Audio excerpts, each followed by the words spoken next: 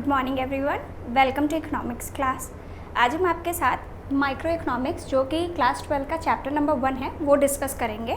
लेकिन micro economics discuss करने से पहले हमें ये जानना होगा कि what is economics is all about. Economics क्या होती है? So economics is derived from a Greek word that is oikonomia, जिसका मतलब होता है हाउस होल्ड मैनेजमेंट।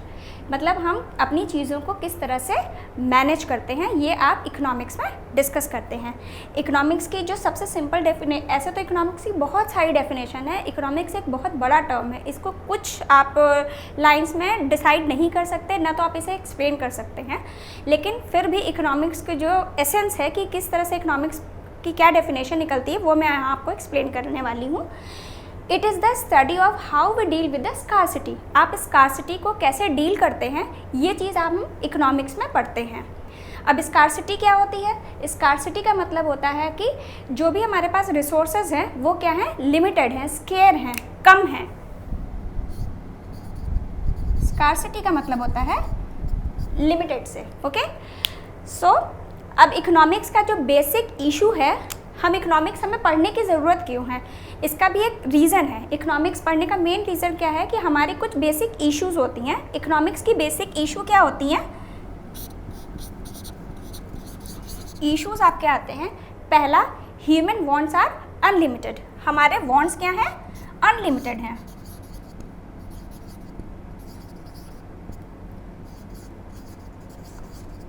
वांट्स हैं हमारे अनलिमिटेड। ओके, लेकिन हमारे जो रिसोर्सेज हैं जो उन वांट को सेटिस्फाई करते हैं वो क्या है, वो बहुत लिमिटेड है। Second is limited resources.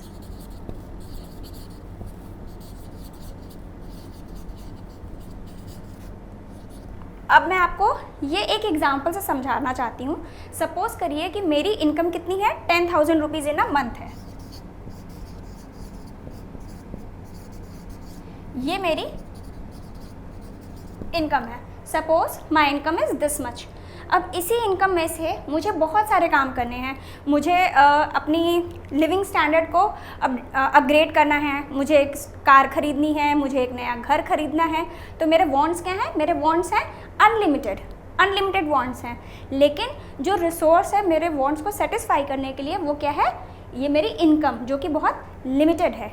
अब मुझे क्या करना होगा कि इस 10,000 रुपये में मैं सारी चीज़ें तो कर नहीं सकती। तो मुझे क्या करना होगा कि मेरी जो मोस्ट इम्पॉर्टेंट वांट्स हैं मुझे उनको पहले सेटिस्फाई करना होगा, और जो हमारी वांट्स मेरी जो कम जो है नीड की हैं उसे मुझे छोड़ना पड़ेगा। तो इकोनॉमिक्स में हम वही चीज़ डिस्कस करते हैं, वही डिसीजन लेते हैं कि which wants to be satisfied and which want should be left over. आपको किन वांट्स को अपने सेटिस्फाई करना है और आपको किन वांट्स को अपने छोड़ना पड़ेगा। Okay, which wants should be satisfied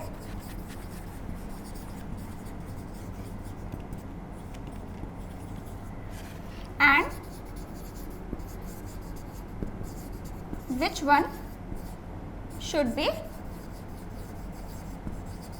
left over। Okay, ये चीज़ें जो है हम इकोनॉमिक्स में स्टडी करते हैं। अब मैं आपको इकोनॉमिक्स में एक चीज़ और बताना चाहूँगी कि who is known as the father of economics.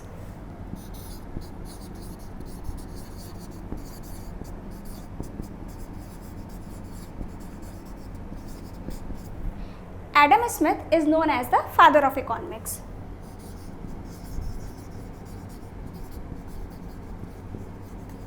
Adam Smith को फादर ऑफ इकोनॉमिक्स के नाम से जाना जाता है।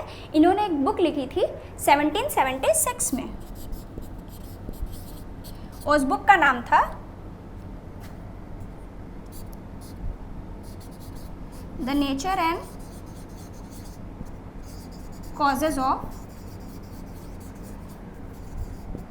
Wealth of nation.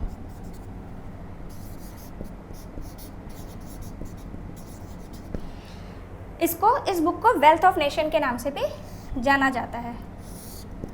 ये मैं आपको इसलिए बता रही हूँ कि कई बार एंट्रेंस एग्जाम में ये पूछ लिया जाता है कि who is the author of wealth of nation and in which year this book was written. So आपको ये आगे काम देगा, इसलिए आपको ये चीज़ अपने थोड़े दिमाग में रखनी चाहिए। अब हम मेन टॉपिक पे आते हैं कि माइक्रो इकोनॉमिक्स। अब ये इतना जस्ट मैंने इकोनॉमिक्स के बारे में आपको एक फ्रेमवर्क तैयार कर दिया। अब हम इसके आगे चलते हैं कि इकोनॉमिक्स के कितने डिवीजन हैं और इसके बारे में आपको बताते हैं। Economics is mainly divided into 2 section. First one is known as micro and second one is known as macro. Okay, micro जैसे कि नाम से ही लग रहा है, micro means small and macro means large या बिग। In micro economics we deal about the individual economic unit. हम एक इंडिविजुअल इकोनॉमिक यूनिट की बात करते हैं। इस इंडिविजुअल इकोनॉमिक यूनिट का क्या है मतलब कि हम किसी हाउस होल्ड के बारे में डिस्कस कर सकते हैं, हम किसी एक प्रोडक्शन यूनिट के बारे में बात कर सकते हैं। तो जो भी चीज़ें होंगी वो एक इंडिविजुअल यूनिट के बारे में डिस्कस होंगी।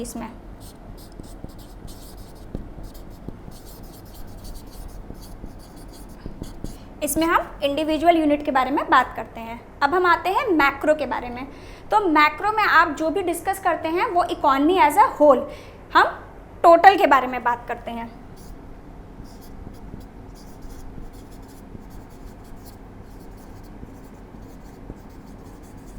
ओके, जैसे अगर आप इंडिविजुअल यूनिट के बारे में अगर आप इसमें बात करते हैं तो जैसे हम इंडिविजुअल कंजम्पशन है या इंडिविजुअल यूनिट का प्रोडक्शन है उसके बारे में बात करते हैं।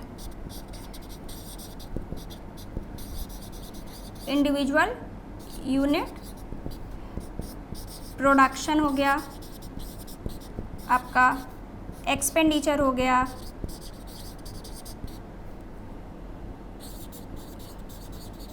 ओके, इसके बारे में बात करते हैं। और जब हम मैक्रो इकोनॉमिक्स की बात करते हैं तो हम इकोनॉमी एज अ होल यानी कि हम टोटल प्रोडक्शन इकोनॉमी में कितना हो रहा है, टोटल एक्सपेंडिचर कितना हो रहा है, टोटल कंजम्पशन कितना हो रहा है, हम उसकी बात करते हैं।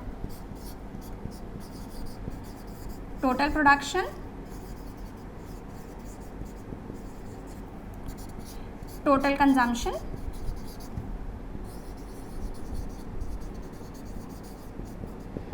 या टोटल एक्सपेंडिचर, इन चीज़ों के बारे में हम बात करते हैं।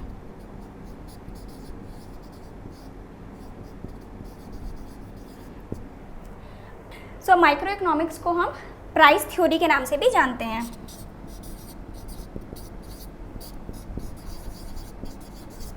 और जो मैक्रो इकोनॉमिक्स है इसको हम इनकम और एक्सपेंडिचर थ्योरी के नाम से जानते हैं।